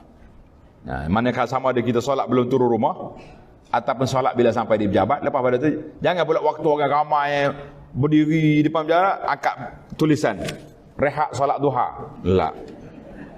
Kamu waktu masuk pejabat itu bukan lagi hak kita, waktu itu waktu untuk orang ramai. Kecuali orang tak ada. Kita pejabat kita ni pejabat relax nama dia, tak ada orang mari. Jadi bolehlah kita nak solat. Tak ada beribadat waktu kerja, tapi boleh kita celah, nak pergi tandah boleh. Macam mana kita buat. Jadi insya-Allah dengan format ni, tuan-tuan dan puan-puan mampu untuk solat duha setiap hari insya-Allah. Baik. Jadi waktu tu waktu duha, waktu yang terbaik, tapi waktu yang paling afdal, tanda. Waktu duha yang paling afdal, kata Nabi sallallahu alaihi wasallam dalam hadis, salatul awabin hina tarmadul fisal. Salatul awabin hina tarmadul fisal. Solat orang yang baik-baik. Awabi itu maknanya orang yang banyak beribadat kepada Allah Azza wa Jalla ketika panahnya kaki unta. Anak unta panah, dia bangun dah, dia cari teduh. Mana dalam pukul 9, pukul 10 pagi, tak usah kira udara Malaysia ni sampai pukul 12 pun tak panas-panas. Kalau kena hari hujan. Tapi kita ambil format yang asal. Di Kuala Kerai dekat dengan rumah saya tu, baru dia buka zone baru. Ada unta seekor kat situ. Saya budak-budak kita pergi tengok, dia kata unta apa masuk dalam seluk duduk je. Kata unta Melayu tu, bukan unta Arab. Cerita unta pula dah semalam lah. Kita sudah mula unta. Jadi para jemaah sekalian, solat duha yang afdal waktu panasnya anak unta, artinya dalam pukul 9, pukul 10 itu waktu terbaik. Bagi kita yang tak ada masyaqqah, yang tidak ada terikat dengan waktu pejabat, yang tak ada terikat, itulah waktu solat. Kenapa Nabi namakan salatul awabin? Solat orang yang baik-baik. Kenapa dia letak di situ? Sebab waktu itu waktu orang sibuk. Orang sibuk dengan pejabatnya, dengan pasar paginya, dengan macam-macam pasar boronya. Tiba-tiba ada hamba Allah Ta'ala yang mampu untuk sujud pada Allah di saat kesibukan manusia. Itulah manusia yang terbaik. Mudah-mudahan kita termasuk di kalangan al-awabin, orang yang banyak mengingati Allah Azza wa Jalla. Baik, tamatlah kita dalam bab duha. Sekarang ni kita berpindah kepada solat sunat yang terakhir yang mampu kita bincang pada saat ini, iaitulah solat sunat tahiyatul masjid. Solat sunat tahiyatul masjid. Ini penting. Solat sunat tahiyatul masjid dilakukan bagi mereka yang masuk ke dalam masjid dan didirikan sebanyak 2 rakaat dengan 1 salam. Solat tahiyatul masjid 2 rakaat aja. Saya nak buat 4, tak ada. 2 yang ada. Hadis yang dikeluarkan oleh Imam Bukhari Muslim, qala sallallahu alaihi wasallam, "Idza dakhala ahadukumul masjida fala yajlis hatta yusalli rak'atain." Apabila kamu masuk ke dalam masjid, maka jangan kamu duduk sebelum solat 2 rakaat. Ini arahan. Maka di sini timbul soalan. Bilakah secara spesifiknya tahiyatul masjid? Jawab dia apabila kita masuk waktu larangan. Waktu larangan. Lepas solat subuh, selepas solat asar, maka kita masuk, kita niat tahiyatul masjid. Sebab solat tahiyatul masjid dia panggil solat bersebab. Solat bersebab. Sebab dia apa? Apa dia sebab? Masuk masjid. Ilah dia masuk masjid, maka tidak ada larangan. Baik. Sekarang ni saya masuk masjid pukul 10 pagi. Pukul 10 pagi ni waktu apa? Waktu duha. Saya nak solat tahiyatul masjid ke nak solat duha?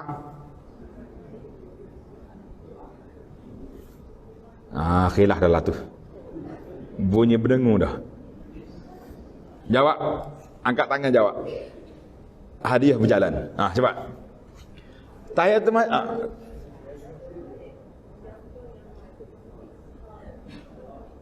Kemah buat dia tu. Dia pergi hadis. Siapa masuk masjid solat? Dia kaedah dia macam ni. Tujuan dianya supaya bila kita masuk masjid, penghormatan kepada masjid itu dengan melakukan solat. Apa-apa solat saja. Bila kita masuk pukul 10 pagi, kita solat duha terus. Tak payah tahiyatul masjid. Tahiyatul masjid secara automatik telah terlaksana dengan kita melakukan solat duha. Jadi kita 2 rakaat yang pertama itu duha, 2 rakaat yang kedua pun duha juga. Habis tahiyatul masjid di mana? Dalam duha itu sudah ada tahiyatul masjid. Wadah. Ramai keliru ni. Baik, saya masuk orang dah azan. Orang dah azan solat. Azan zuhur, azan asar, azan maghrib. Apa saya nak solat? Tahiyatul masjid ke qabliyah? Pandai dah. Satu dah jawapan. Tak ada khilaf dah. Qabliyah. Kenapa solat tahiyatul masjid? Ya? Dah masuk waktu. Baik, saya masuk awal ke masjid. Pukul 6.30 pagi dah. Kita nak solat apa? Tahiyatul masjid. Sebab apa? Waktu-waktu larangan. Yang kedua belum ada waktu azan, maka kita tahiyatul masjid. Fungsi tahiyatul masjid itu tidak ada salah satu waktu masuk masjid kecuali adanya solat. Tidak ada setiap kali masuk masjid bisa ada solat. Kecuali kita masuk orang dah qamat. Tak ada dah. Tahiyatul masjid secara automatik. Yang pentingnya tahiyatul masjid itu maknanya menghormati solat, menghormati masjid. Bila kita masuk bukan waktu lain yang tidak ada solat sunat khas, maka tahiyatul masjid lah solat dia. Dan dia tidak dilarang. Tidak dilarang. Alhamdulillah. Jadi para jemaah sekalian, jelas di sini yang keliru sudah dijelaskan. Kata orang biar tahu jangan keliru. Betul? Baik, oleh kerana kita ada lagi masa beberapa minit, saya pun tak bercadang untuk sambung kerana kita beri di tempat yang cantik. InsyaAllah kita akan sambung dalam bulan depan solat sunat yang dilakukan secara berjamaah. Yang tak berjamaah dah selesai. Sekarang ni kita akan pergi ke solat sunat yang dilakukan secara berjamaah. Baik, ada soalan, dipersilakan. Ya. Assalamualaikum.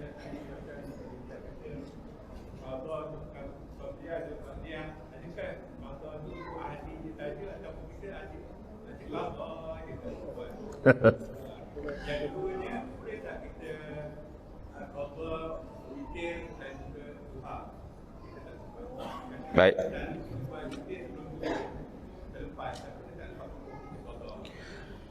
Jadi isu qada solat sunat qabliyah, dia kata sekali-sekala ke tiap-tiap hari? Kalau kita memang kaki jam ni tiap-tiap hari jawab dia ni qada. Maknanya tiap-tiap hari kita tak dapat. Pejabat kita tak akan lepas kecuali pukul 1:30. Kita pergi masjid orang dah solat. Maka kita bolehlah solat qada ba'diyah qabliyah itu selepas solat zuhur. Adapun solat sunat nak qada solat sunat witir, dia boleh solat siang hari tapi bukan 3 rakaat, solat 4 rakaat. Sebab siang hari tak ada solat witir.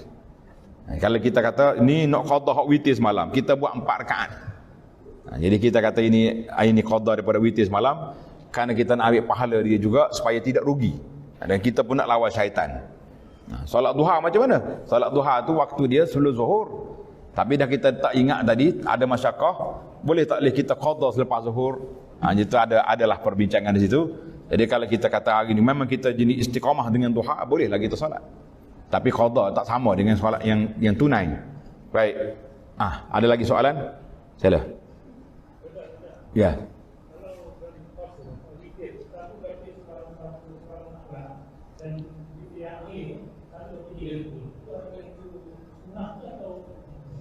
Ya, tadi dalam hadis sebut Nabi kita sallallahu baca rakaat yang pertama suratul Al-A'la sabbi ismi rabbikal a'la, surah rakaat yang kedua qul ya ayyuhal kafirun, surah yang rakaat yang ketiga qul huwallahu ahad, dan ada riwayat kata qul huwallah dan 2 qul lagi, 3 qul mana. Boleh. Dan jangan lupa bila bagi salam kita baca subhanal malikil quddus. Ingat? Coba kata. Ingat bulan Ramadan dah. Siapa dia kata witir bulan Ramadan je baca subhanal quddus. Setiap malam witir, habis je witir subhanal malikil quddus. Ada riwayat tambahan rabbil malaikati warruh. Baca 3 kali. Subhanal malikil quddus. Subhanal malikil quddus. Yang ketiga panjang. Subhanal malikil quddus. Ada tambahan rabbil malaikati warruh. Jadi itulah perbincangan kita. Soalan yang terakhir sebelum tamat masa, ya. Solat? Cara dia. Tadilah kita kata khilaf ulama di situ. Kalau kita ni orang yang masa banyak, bertaraf RTM dah kita ni. Tidak RTM kita. Kau tak pernah kerja RTM? Tak. Sebelah tu ya stesen dia. RTM tu bukannya kereta api, rehat tunggu mati. Mana orang tak ada pejabat, tak ada kerja lah. Jadi bolehlah kita kembali ambil pandangan yang mengatakan yang pertama tu solat isyraq, kemudian pukul 9, 10 nanti kita solat duha. Itu boleh gabung dua-duanya. Tapi kalau kita kelang kabut ya sekali ni ya dapat solat duha. Duha terus. Wallahu alam. Ada lagi soalan? Inilah oleh kerana masa ni kita ni mengajar dalam sekolah ni, dalam kelas ni dia tak boleh langgar waktu orang lain. Jadi kita ada kuliah yang kedua.